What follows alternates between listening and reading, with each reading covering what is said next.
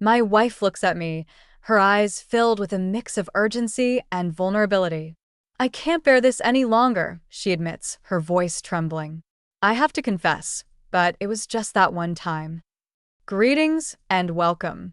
Delight in the offerings, join our community, and activate notifications.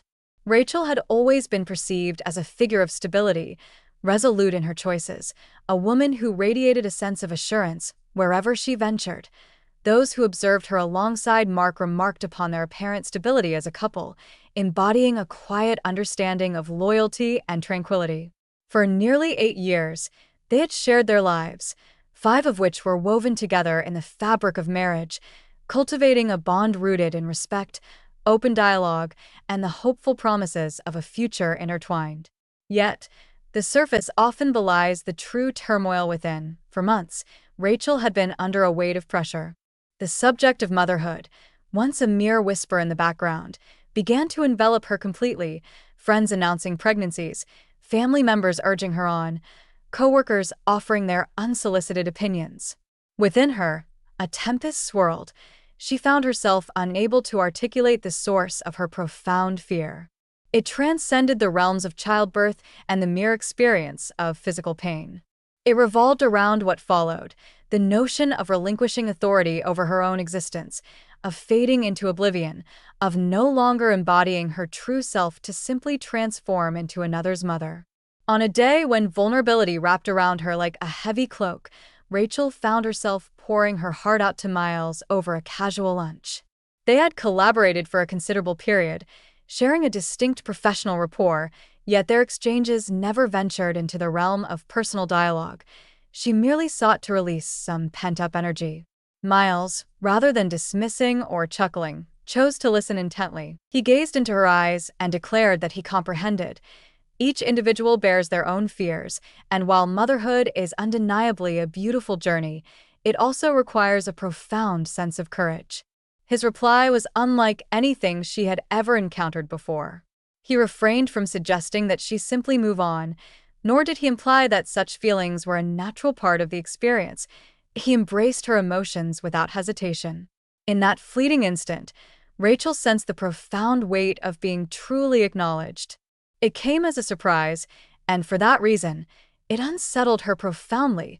It felt as though a heavy stone had been removed from her chest, all through the power of soothing words. In the days that followed, their paths intertwined more frequently within the corridors of the company. Their greeting held an unmistakable nuance, a subtle shift that hinted at something more profound between them. Brief moments of eye contact, extended pauses, and escalating intrigue. Rachel experienced a disquieting sensation, yet simultaneously, she felt vibrantly alive. Though her heart still belonged to Mark, the bond she shared with Miles stirred a latent desire within her, one she had never realized was lying in wait. The events that transpired between them unfolded swiftly, in a fleeting moment. As the workday drew to a close, both lingered in the office to pore over a report.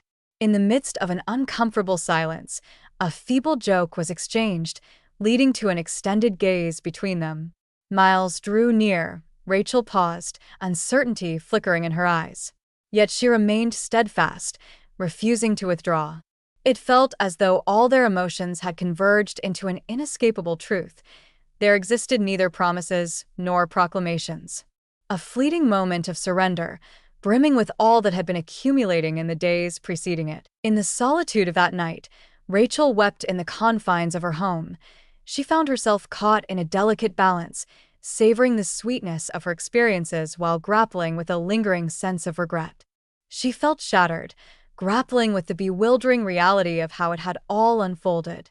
And worst of all, despite her fervent desire to obliterate it, she had found herself enjoying it. It was a whirlwind of intensity, a departure from the familiar, an encounter unlike any she had ever known, leaving her more bewildered than ever. She endeavored to continue her existence as though nothing had transpired. She steered clear of Miles, replied with a chill, and evaded meetings at the office. Yet within her, the burden of guilt lingered heavily. Mark's gentle demeanor only served to exacerbate the situation. The evenings spent in his company, The dialogue shared over dinner, the dreams of distant places, all felt like echoes of a hidden truth, a weighty secret lurking beneath the surface. In that moment, her mother became aware of something unusual. In the midst of a relaxed gathering, she remarked that Rachel appeared aloof, weighed down by something unseen, and without urgency, gently implied that clinging to certain truths can sometimes lead to more destruction than liberation. Rachel held her ground.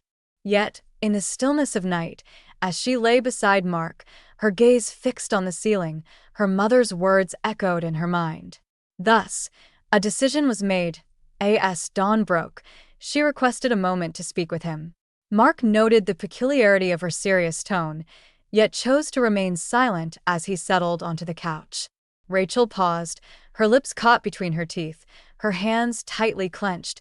With a deep breath, she confessed to having made a mistake, that she had become entangled with a colleague.